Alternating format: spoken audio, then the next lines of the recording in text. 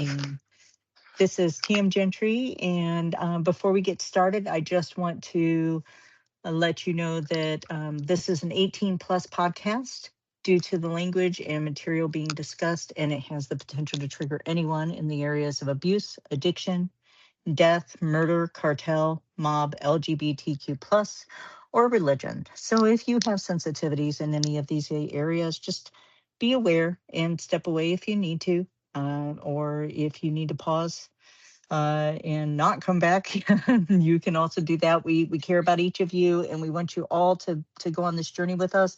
But we also want you to be responsible and take care of yourselves. So with that, let me introduce myself. My name is Tam Gentry. I'm a Gen X mom of a teen with ADHD, and I have been navigating my husband's gender transition. It left me deconstructing my faith and rising from the ashes of my life.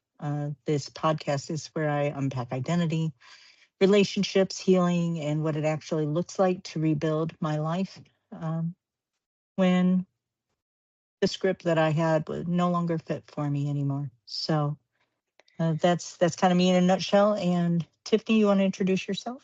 Yes. Hi. So I wanna reiterate how happy we are that you are on this journey with us. If you're listening, my name is Tiffany Hanna. I have two children. I have my youngest son has trisomy 21, also known as Down syndrome, and then I also have a 26-year-old son. As Pam was saying, all the things she's going to unpack, you're going to hear a lot of unpacking from me as well. I'm going to talk about everything from my first love, who was in the cartel, to being married to the mob, addiction, finding my husband dead of a drug overdose, to being a mom of a child with special needs, and navigating my life through all of those things. And it's more about, it's not how you fall, it's how you get back up. So I want to make sure that we keep our focus on the parts of us that were able to, like Tam said, rise from the ashes. So it's nice to hear you guys Yes. are all here. Yay. Yes. Thank you for coming. And we are absolutely wanting to, emphasize that, if you're going through tough things, you're not alone. We have been living this world for ourselves for a while, and both of us have been on healing journeys. And there is hope every day. There's For new sure. hope every day. So, For sure. well, So do you want to start where we left off? So this will be I our second podcast. this will be our second podcast, and I think we absolutely should, which means it's your turn. Oh, okay.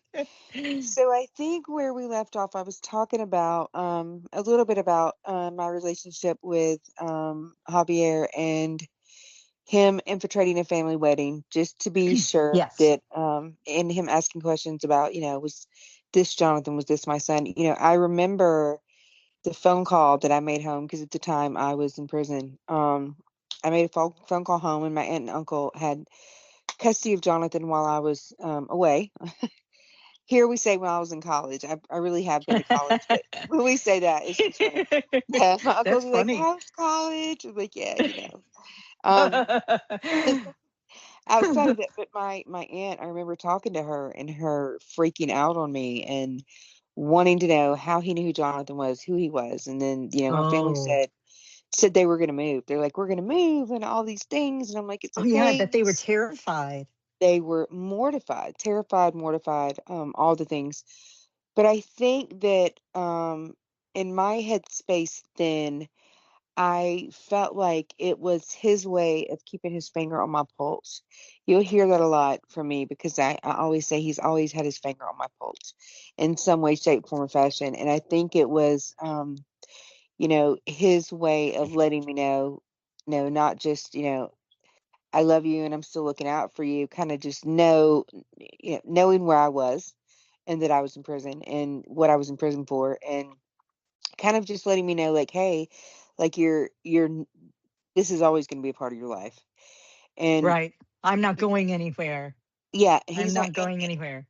Yeah. And I think that there've been a few times in my life, Tam, honestly, when uh people, the closest people to me have always known like that's an element of my situation that's always going to be there. And I've had a lot of people ask me, does it scare you? No, it doesn't scare me. When I I have a thing for like mobs and cartels because when I got out of You when I have a came thing home, for them. I do. They do me. They find me. I don't know. When I got out of when I got out of prison, I'll never forget my first day home. Back then we had like regular phones in the house, and the phone rang and I answered it, and it was Javier, and he was like, "Your car's outside waiting. Let's go." And I was like, "I can't."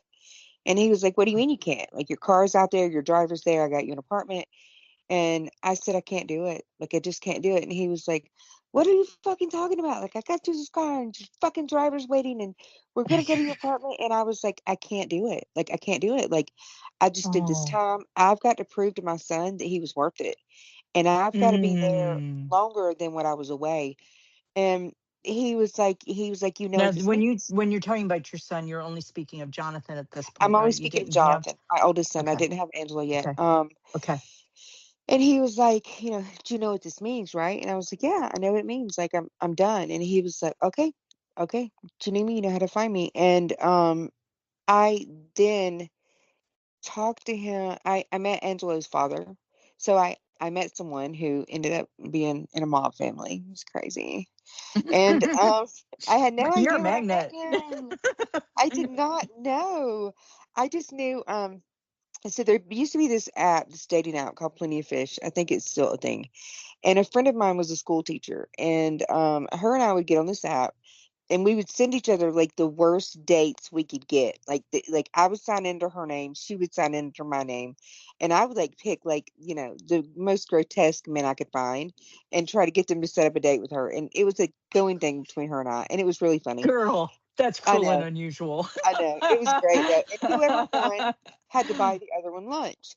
So one Oh day I'm signed my. in to my profile and I get like a private message from this guy named Mike, and he's like, "I'm an engineer at Yamaha, and I live in White Oak, which is like off the golf course in front of where Yamaha is in Noonan." And I was like, "Yeah, right. Like you're not an engineer, whatever." And he's like, "No, really, I'm an engineer, I have my own house, all this stuff." And he was telling me how old he Wow. was. And I was like, "You know what? Call me. Like, you're not a real person." And the phone rang and it was him. And Okay, hold on for 1 second. How yeah, old were you at this time? Any idea? yes, I do know how old I was. I was 24. Okay, so you were still young. Your I brain was, wasn't yeah, even fully developed I yet. was so young. I was 24 and I had came home from prison with nothing. When I tell you Wow. I started over, went back to college, was I was actually a psych major, ended up going into like, I got an AE and applied science. Go me. Um, But and if it wasn't for him, I would have never made. Well, he's part of the reason I made it through college because he had 3 engineering degrees and he spoke and wrote 3 languages fluently: Italian, English, and Spanish. Nice. He his mom was a Franco. She was Maria Teresa Franco Galante. She was Francisco Franco's last living relative, and she was Spanish. But his dad was the Galante, and who was from a little port town in Italy. So Mike, growing up, spent all of his summers in Italy. His dad ended up moving to New York before Mike Mm. was born. So when Mike was born in New York, they lived in the city, and he spent all of his summers in Italy, every summer in Italy. And his mom spoke nothing but Spanish, so he was very cultured. Um, So and my he spent his father-in-law, summers in Italy and his winters in New York City? yes, winters in New York, played hockey, Wow. grew up as a New Yorker, went to one of the best colleges in New York. Like when I tell you brilliant, he was a brilliant, brilliant guy. So I meet Mike, and I mean things were just like one of those connections like that you just can't deny. Like we were so in love. And if you're following this podcast, I'm sure that you've been on my Facebook, and there are pictures of the Galantes there, pictures of my family. I moved, he was a single guy, and he took me, I never forget when the first time he took me to his house, right? So he takes me to his house and I'm like, "You live here alone?" He lived in a 5 bedroom, 3 bath house, and 20 years ago it was a $400,000 house. I don't know, Oh my. Yeah, Okay. by himself. Because when we pulled up, I'm like, "Do you live with your parents? Like, do we need to go in the back door?" And he's like, "No, this is my house." And I was like, "You mean you live here alone?" And he was like, "Yeah." And I was like, "Oh my God, I think Was he I much kind older of than you? Was he uh." around your He was age? like 10 years. He was like 9 years older than me. Okay. Yeah, Okay. 9 years older than me. And I'll never forget walking into the house. I was like, "Oh my God, like, okay, like you live here alone." Impressive. I Not really hard to thought be there was a impressed at catch. 24 sometimes either. Yeah, I was so, but you got to think. Here's the thing. I have been around. My family does well. I've been very lucky. So I've been around. Um, it, I've been around money like my whole life, right? Like so, Right. that's never You like grew up I around remember. affluence. Yeah, I mean, and my grandmother Yeah. is. Her and one other person helped open one of the first Dr. Pepper companies in like Germany. Like oh no, it was Poland. I'm sorry, in Poland. So I mean, I was lucky in that respect, but that I always ran from it. Like I ran from it. And my mom was always like the Mm. black sheep. She was the daughter that didn't get away, right? And so I went back and forth from living with my mom to my grandmother. When I was at my grandmother's, I was always exposed to a different part of life. When I was home with my mom, she was smoking pot, married to guys that were, I mean, she was a drug addict. They were beating her up. It was Oh, craziness. But that's then when I awful. would go to my grandmother's, she would take me to nice There was restaurants. culture. There was Hmm. culture, diversity, all Hmm. those things that I wasn't getting at home. So, Right. although I was very shocked by Mike's lifestyle, I integrated with it easily. From Hmm. my grandmother used to always say to me, "Your best revenge in life is living well." Right? I love that. And she will also say, "Anybody that says money don't buy happiness don't know where to shop." Like that's always, and that is still. She is Hey, 82 years old, and today that's still her thing. But, I remember going into the house and being like, "Oh my God, like, this is really his house." And then, we dated hot and heavy, and I will never you have to hear this is the best part. So, when we started dating hot and heavy, I had moved in with my grandmother's and was trying to get working hard to go to college and trying to do everything I could to get Jonathan back and do all the things. And then I meet this guy, like my knight in shining armor. And I'll never mhm. forget my grandmother was so afraid of me leaving, and Mike came to see me one day, and we were going to go to dinner, and she said, "Does he know everything?" And he looked at me, and he looked at Mm. her, and I said, "You know what? No, but he's fixing to." I take him outside on my grandmother's patio, and I said, "I got to tell you a story." And he was like, "Okay." And I said, "There once upon a time was a girl who was, lived this crazy life, raised in a crazy house, whose mom was a drug addict and all the things." I said, "And when she was 15, Um, she met this guy named Javier, and I told him the story about, his family, where he came from, and all the things. And then I said, let's fast forward a little bit. I said this girl ends up, going to prison, and she gets out of prison, comes home, doesn't have anything, starts over, is going to college, trying to get her kid back. And he looked at me, and he said, "You're that girl." And I said, "I am." I said, "I'm that girl." I said, "If you want to run, you can run now, and it'll be okay. And I won't be mad at you. I get it." And he Yes. looked at me, Tam, and he said, "You are the most amazing person I've ever met in my whole fucking life." He said, "And I'm I not going." love that. And that's not the first time I told him he could run and he didn't. He said, "You're the most amazing person I've ever met in my whole fucking life, and I'm not going anywhere unless you make me." And Oh, um, we 3 months into it found out I was pregnant. We were so in love. And I Javier, I think maybe he came to see me at my grandmother's one time, like when I was packing my stuff to move. And I just told him like I'm doing everything I need to do. Like I got to get on with my life. And he's like, "You know how to find me if you need me. I'm here." Well, I still didn't know who the Galantes were then. Like I just knew this guy had a lot of money. oh, I was introduced to my in-laws. They were amazing people. His mother was a oh, Franco. She was Francisco Franco's last living relative. I still didn't know how the Galantes played into it, but I knew who my yeah. mother-in-law was. I mean, she was like Spanish Okay. royalty. Right. Um, Right. so I get pregnant and we're gonna have a baby. And Angelo was gonna be a king. He could have had anything and everything he wanted. I started working really hard trying to get Jonathan back because I felt like I couldn't have a new baby in this situation and not bring Jonathan into it. Um, Yeah. And I ended up getting Jonathan back, but Angelo was about 6 weeks old when I got Jonathan back. I worked very hard, and my uncle and my aunt did an amazing job with him. And how do you tell someone thank you for being the mother that I couldn't be? Like, Hmm. that's where I I was don't with know if my. that's possible. I mean, the words can't do that justice, I instilled like to this day, you know how close I am with my aunt and uncle. Like right? my aunt, that's my girl. Like we've been through it. I love her so much. Like there are no words I can express for how much I love her. And it was very hard for them because they took Jonathan for different reasons. They kept Jonathan. My uncle was trying to help me, and my aunt loved him and wanted him. Like he was like, they already had at the time they had 4 kids, and he just kind of fit into the mix. And my aunt fell in love with him, and she Yeah. kept him because he was kind of like her baby. And my uncle was just trying to help me. So when I How old got, was he when they ended up taking custody of him? he was 3. Okay, so for Yeah, him, for him, even though he knew going in he had a mama, depending on right. He how did. No, many he years were totally you did. in prison? 3. So he was 6 when you came out of He prison. right.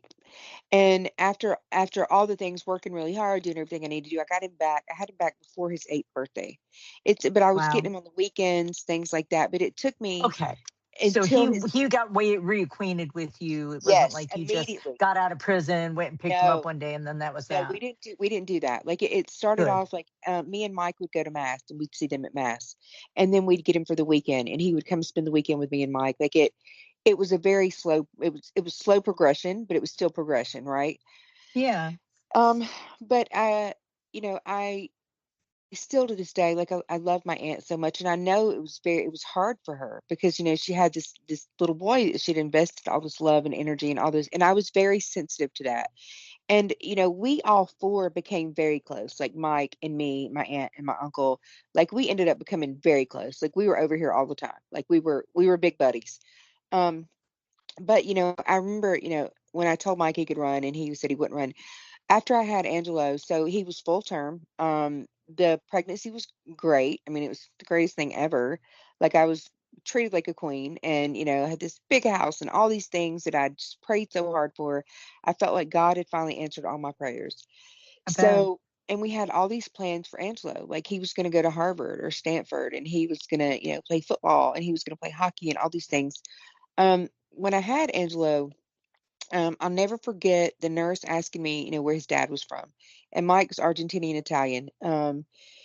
And I said, oh, his dad's from Argentina. And she said, oh, that's what it is. His eyes are a little bit slanted, but he's fine. So the doctor comes in and he nursed like a champ because I'm a breastfeeding Nazi. I'm a Nazi. If you're going to have a baby, you need to breastfeed them. Um, and he, If you can, for sure. If you can, not everybody can do that well. if you can't, I get it. But if you can, Yeah. you should. There Yeah. are, Yeah. like, for It's example, certainly best. the baby's saliva tells the mom's body what kind of milk to make. Oh, And that's as the interesting. I child didn't grows, know that. yes, it's a brilliant thing that happens. Anyway, I did not realize that. yes. Okay. Thanks for teaching me something new today, darling. There you go, darling. So the doctor tests him and says, no, he's got good muscle tone. This baby's going home. So I take him home and we're all just in heaven. We have this new baby and my in-laws. Oh, let me tell you this. My father-in-law cut the cord. We told him I was pregnant. My father-in-law said, you know what this means, Michael? For the first time in your life, you get to be second. When I tell you, Whoa. he went to every doctor's appointment with me. He was the first person to hear the heartbeat. Like my Oh my father-in-law goodness. and I were thick as thieves. Now, this is an Italian man, right? An So Italian I'm man, sure it yes. had to be extremely important And having he that talked like this. grandchild. He sounded just like this. It was his baby, and he's named Angelo Hector Galante, just like his grandfather. And we tried to Ah, make him a second, but they wouldn't allow us because he wasn't his son; it was his grandfather. yes. But he's his namesake. He's Angelo Hector Galante. So when I gave birth to Angelo, he was pacing up and down the hall, pacing up and down the hall. And when it came time to cut the cord, the nurse, because I had a midwife, she asked Mike, "Do you want to do it?" And he's like, "I can't do it. I'm going to pass out." And my nosy father-in-law, who was so interested in what was going on, was like, "I can do it. I can do it." And the midwife was like, "Well, you want me to let him do it?" I'm like, "Girl, at this point, cover me up. I don't care what you do. I'm just done." So she Yeah. covers me up. He cut the cord, and he was the first person to hold him. And I have a Oh, picture of it on my Facebook. So in love with this baby. So we get him home. Angelo's about 3 weeks old, and I get a phone call. this gets super emotional for me. I get a phone call Take from your the time. doctor, and the doctor said, we got Angelo's test back. I just want to let you know, it's, it's conclusive. Angelo 100% has trisomy 21. And I didn't know what that meant. I'm thinking it's like jaundice. I'm going to hold him under some light and it's going to get better. And Right. I said, I was like, well, what does that mean? And his delivery was so horrible. He said, he's going to be mentally retarded for the rest of his life. And That's awful. Oh my in God, that, that's awful. in that moment, I was like, what do you mean? Like, is he never going to know my name? Is he never going to be able to talk? Like, is he like, what does this mean? And he said, I'm going to put you on with my nurse. She's going to put you in touch with some people with the Down Syndrome Association of Atlanta. And I'm like, okay, Down syndrome. That makes sense to me. Trisomy 21 didn't. He said, Right. Most she's people going to don't put know it you, by that name. no, they don't. He said, she's going to put you in touch with some people that are going to help you out. And and they did. He put me in touch with some people, but I remember being so scared of Mike coming home that day because I had to tell him, right? And I Yeah. had this beautiful baby, and I'm like, is he going to leave us? Is he going to not want Oh, anything to do with this? So Mike comes in, he's all happy, and I'm nursing Angelo. And I was like, when I got off the phone with the doctor, I handed Angelo to my mother-in-law. I went and I sat in the shower and I just cried. of And course. I I can prayed to God and I imagine. said, you know what, God, if this is what you're meant for me, I've got this. Like, if you trust me this much, like, I'm gonna rock this out. If he's gotta wear glasses, they're gonna be the best glasses. Like, we are gonna do this. So by the Mm, time Mike came home, I had been able to cry and get it out, and then I was in a different headspace to like, okay, how do we move forward? So Mike comes home and I tell him, I said, I've got to talk to you about the baby. And he looks at me funny and he's like, what's wrong? And I was like, and I started crying. And he said, what is wrong with my son? And I said, nothing. He's going to be fine. And he said, what is wrong with you? And I said, Mike, I've got to tell you something. I said, and I want you to know that if you run, it's okay. I get it. Like, I'll understand. I won't be mad at you. Like, we got this. And he said, what is going on? And I said, Angelo has Down syndrome, and we don't know what that's going to mean. He's got to have some tests done. And he started crying. And in my brain, I'm thinking, you're crying because of what I just told you. So there's a place in me I was getting kind of mad. Like, you asshole, you don't get to cry. Like, you know what I mean? mm, And he looked at me and he said, what kind of fucking man do you think I am? Do you think I would ever fucking leave my son, or that I would ever leave you? Like, what kind of fucking man do you think I am, Tiffany? oh, And wow. I thought he was crying because of the news I gave him. And he was crying because he felt like I didn't know You him at all. you didn't Like, trust him. You didn't I didn't, believe in him. You and his none of love it for you. right, all of that stuff. And Oh, I was very and we rocked it out. And here's what I'll say. You know, Mike was amazing and he was brilliant and all the things, but Mike was a severe alcoholic who'd been struggling with alcoholism the whole time. And during my pregnancy, I kind of knew he drank too much, but I didn't realize until, from what his parents told me, it was a lot better, like, when I was pregnant and when we first had the baby. It wasn't till Angelo was about 2 that only thing that went into his mouth was alcohol, like, oh period. my. And, we had custody of Jonathan and all the things. And I just didn't, I didn't want my kid, either one of them, to think that everything in life warranted a reason to drink. And for Mike, it did. If you're happy, you drink. If you're sad, you drink. Everything warrants reason to drink.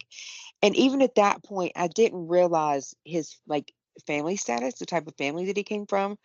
Um, I realized that when I won't say the name. I'll just say there was someone that came from Italy, from another family, who was coming to bless Angelo. Like, they were going to bring gifts, and I mean, he got all kinds of stuff. But he came from this family, and he was came. He This is so funny. He comes, and so we're going to go to dinner with him, and we are sitting at this place called Mama Lucia's. And I briefed my oldest son Jonathan, because Jonathan then's about 8.5, almost 9. I take Jonathan aside and I'm like, Jonathan, this is a very prominent family. I looked him up, let him see about them, and he was like, you mean they're the mob? And I'm like, Jonathan, I need you to understand who we're going to have dinner with. Don't say anything crazy. Like, we're just going to have dinner. So Yeah. How old was Jonathan when you're he telling him was, not to say something crazy? Because my experience with my child yep, is that would not have yep, mattered a yep. fucking And bit. it didn't. And it didn't. Sure fucking didn't. We are sitting at dinner, literally, like, laughing, and he's commenting on how, beautiful the baby is and all the things. And him and Jonathan are talking, and Jonathan says, I have one question for you. And he was like, okay, okay, you can ask, ask me anything. And Jonathan says, have you ever killed anybody, Oh Tam? my God. I wanted to fucking die. I I look bet. around. I literally look behind me, look on both sides. I'm like, okay, first I'm with the Oh. Colombian cartel. Now I'm with the Italian mob. I'm going to prison for the rest of my fucking life. Like, I'm going to be a prison wife. Like, I don't know what to do. And I looked at Mike, and Mike looked at me, and we're both like, "Oh my God, what is he fixing to say?" And he said, "I tell you something. I never did nothing to nobody that didn't do something to me first. Okay? How you like your steak?" And that was it. Oh And wow. afterward, Mike pulls Jonathan aside and's like, "Ah, Beludo, like you can't fucking do that. You can't ask me shit like that." But it was funny, and we still laugh about it today. Like today, we still laugh about it. Like it's me Oh and Jonathan wow. laugh about it because I'm like, that one time when you met, who, and you asked them if they'd ever killed anybody. Like I tried to brief you before, you little asshole. But no, Okay, and how old was he? he Like was 8 or 9. something? He was Yeah, like 8, 9. I 9. was thinking. Yeah, Yeah. Oh my but God. What I an know. insane moment in time. And Well, and I I didn't think I didn't realize until before the dinner, like, okay, before the dinner is when I had the conversation, when Mike had the conversation with me. And then I was like, that's why my cartel thing doesn't freak you out, buddy, because you're a mob. okay. Like, you're Okay, so born into a made family. Good. I have to ask you, I mean, because you had all the history with the cartel and Yeah. you'd already been to prison, you'd already lived a very full Yep. life by this Yep. point. Yep. At that moment, when he told you about being a mob family, Yeah. did you find yourself going like, what the fuck have I got myself You know into how he now? told me? You know how he told me? He said, so, do you know who Carmine Galante is? And I'm like, no, who is that? And he's like, well, he got killed when Gotti took over. And I'm like, okay, how do you know him? And he's like, he was my uncle. And I'm like, oh, okay. And then I start putting things together. This house that's paid for in Peachtree City, this Cadillac, this GTI. I'm living in a $400,000 house. And when I tell you I bought anything and everything I wanted, girl, I would watch Mm. the housewives and be like, that dress sucks. Her house sucks. Like, You stop. You're such I a was living snob. the life. And I would send like my father-in-law on like these shopping trips to Costco, and he would anything and everything I wanted, he got.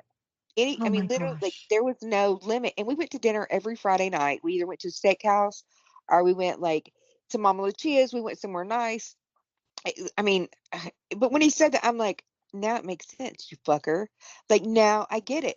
And I was Well, you thinking to just thought myself, he was you just thought he was independently wealthy because he'd been an he had engineer. he had three And engineering degrees. I right, didn't ever right. ask him He's for his just paycheck making to good look money. right. And I bet you weren't handling the finances, right? No, Going in. never, So never, you had no, never. did you even know how much money he made as an No, engineer or anything like I that? had no idea. None of that. Yeah. All I Yeah. knew was that he had decent You just insurance, and didn't have a every care in the world, did you? You were just not one, kept. not one.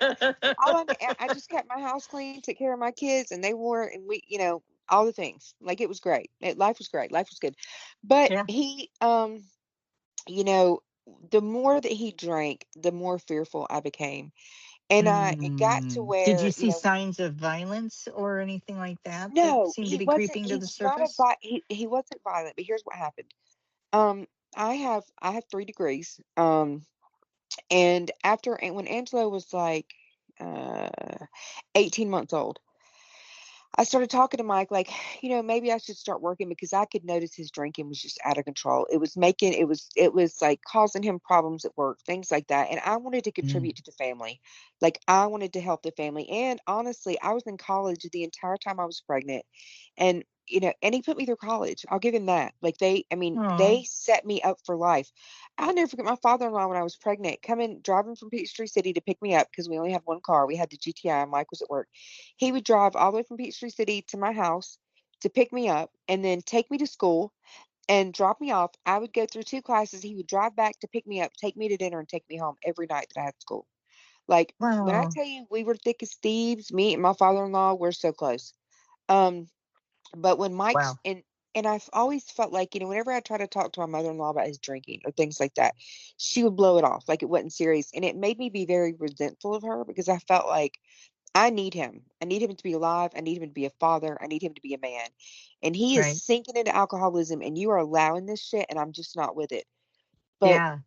um, I was like, you know what, Mike, I'm gonna get a job. And he's like, you can't get a job. Well, I got a job, great job as a national educator for a hair brand, and it made me travel a lot. So then I got an au pair.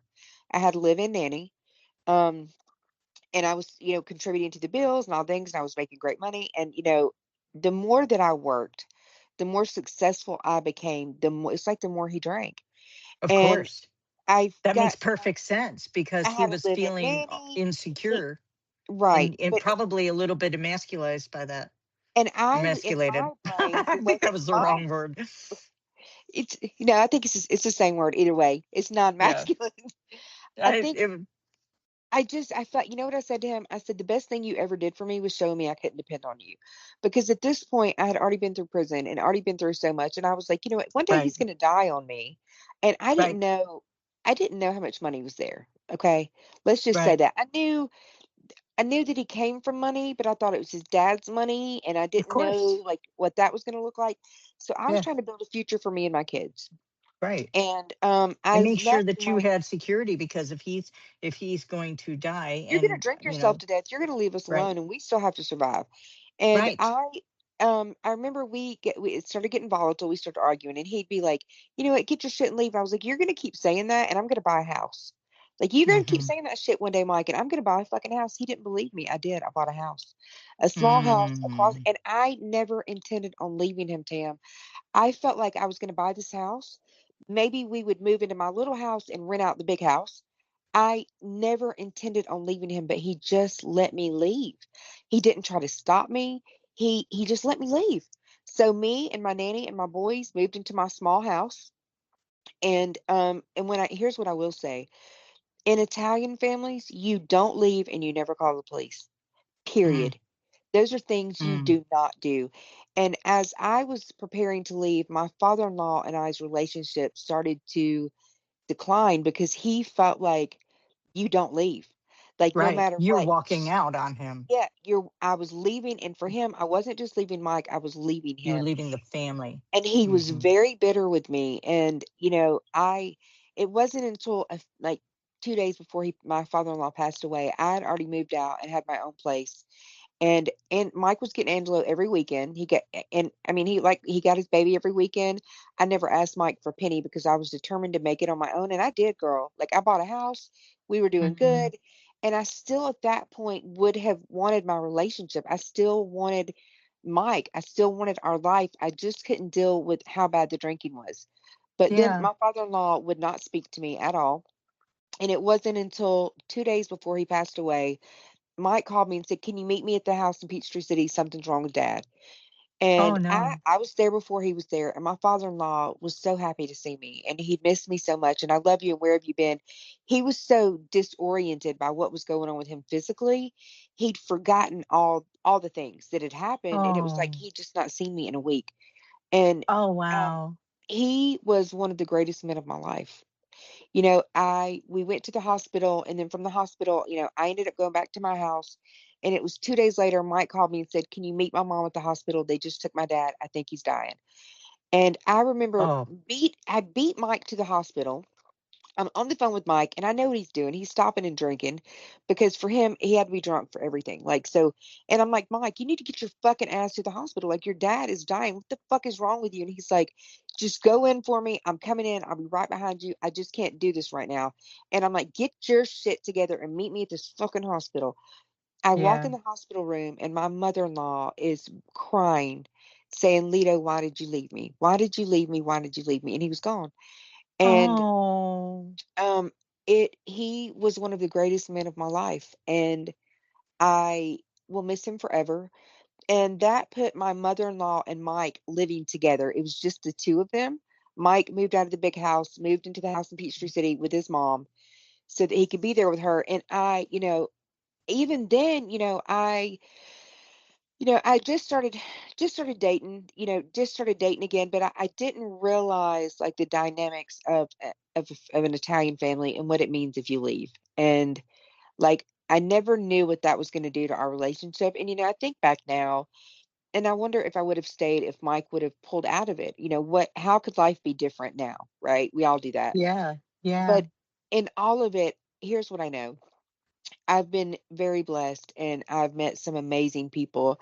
And no matter how much money you have to cushion it, when your life falls out from up under you, you can never judge what somebody's going to do when their life falls apart, right? No, you I can't. mean, In fact, that's kind of where the rubber meets the road, isn't it? When things get tough, that's when you see Pearson's character. for sure.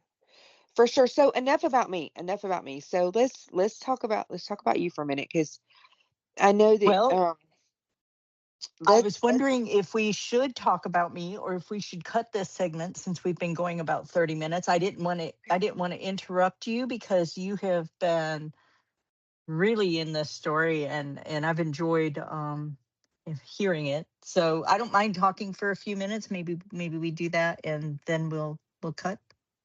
yeah, let's do that. So I think if you will talk to us a little bit about because I think we're jumping around a little bit, but there are you know some things that you and I have talked about like off off record, off Sure. Off podcast that camera.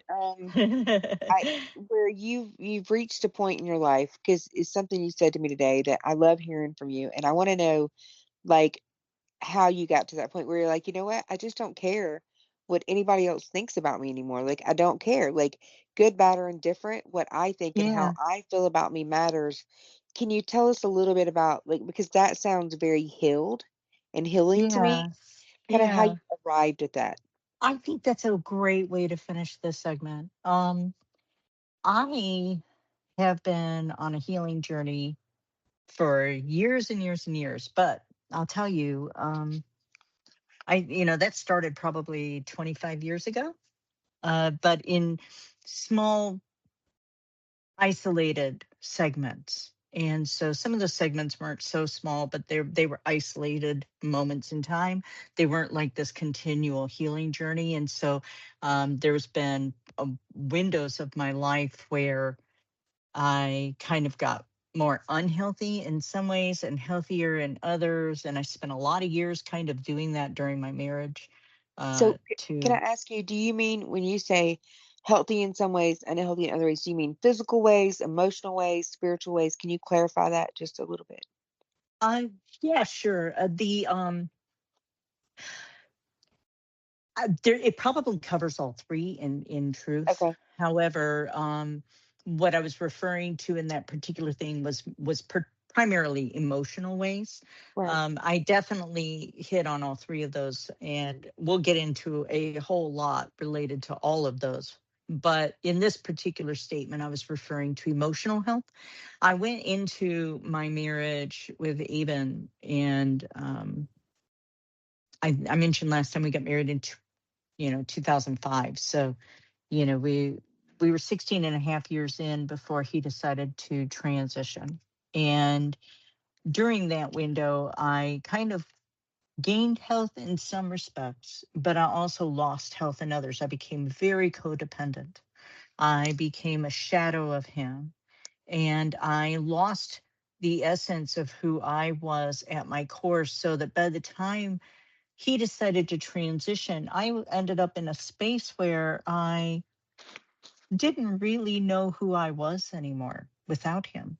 Like everything centered around him in my mind, in my heart, in my life, and certainly him and my child.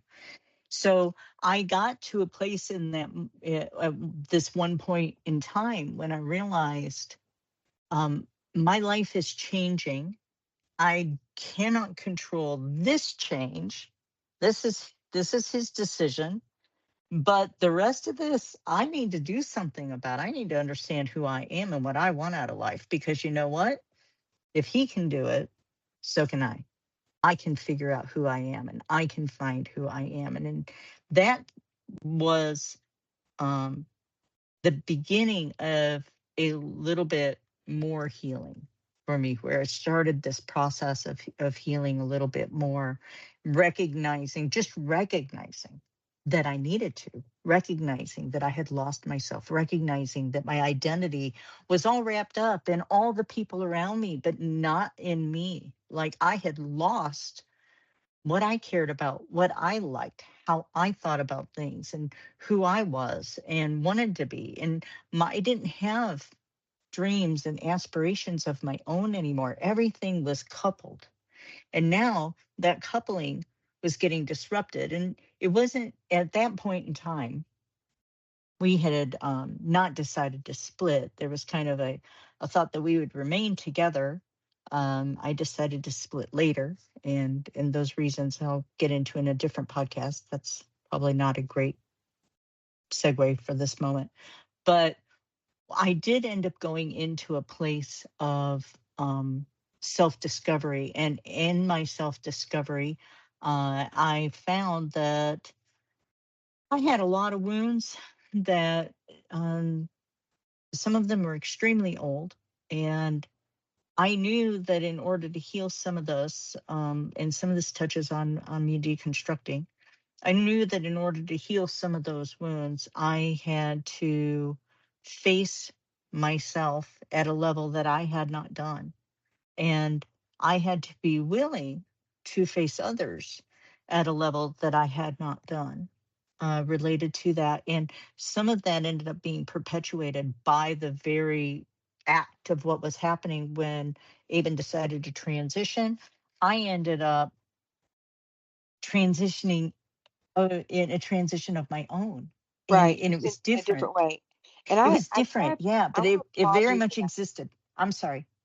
Yeah, I want to take a moment to applaud you for that, because I feel like so oftentimes in life we become complacent, and we can't control what other people do. We can only control how it affects us, right? Absolutely, 100%. And the funny thing about it was as if it gave me permission. Like I needed Right. permission to make myself my priority. I needed permission to not be his shadow because, I mean, quite frankly, he doesn't exist anymore. Right. you Right. know? And so at that point, he still very much did. And I still looked at him and I saw him. And even after transition began, it was months and months and months before I looked at her and did not see him. Wow. But that day did come. And so it's it's been quite the journey, and very much ended up in a space of having to decide that the person who mattered, the person's opinion of me who actually mattered, is my own. Right. And anybody else's opinion of me is just that. It is their opinion of me. And they do not know me, but so well. They know what I've shown them. They know what I've presented to them. They know the parts of me that I have exposed to them. And that is very limited for most people, right? They don't Well, see the depths of you know me what because, Sharon says. what? Sharon will say, because whenever I get, like, you'll hear me like comment things my grandmother says all the time, because she's just funny.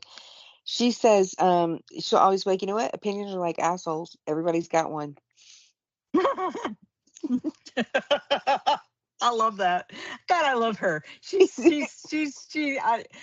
Your grandma is she's, I just love her. Well, she I just loves love you her. too so much.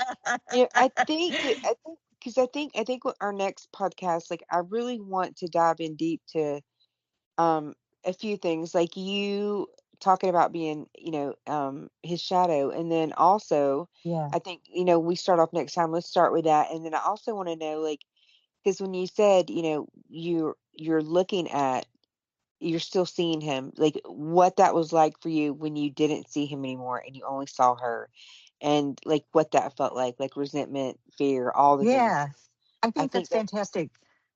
We'll start there. Let's go ahead and cut for this one. And everybody, thank you so much for listening and going along this journey with us. We appreciate all of you. And we hope that you are enjoying this podcast so far and will come back and spend more time with us. yes, and we are so grateful for your time. And if you are on our Facebook page, I've had some things going on with Angelo. I appreciate everyone and all your prayers, all your thoughts. And we want you guys to know that we're here and that we're real people and we exist and we Yes. care. Like, we Yes, so we care. do. We And both think care so deeply. about each other and you guys.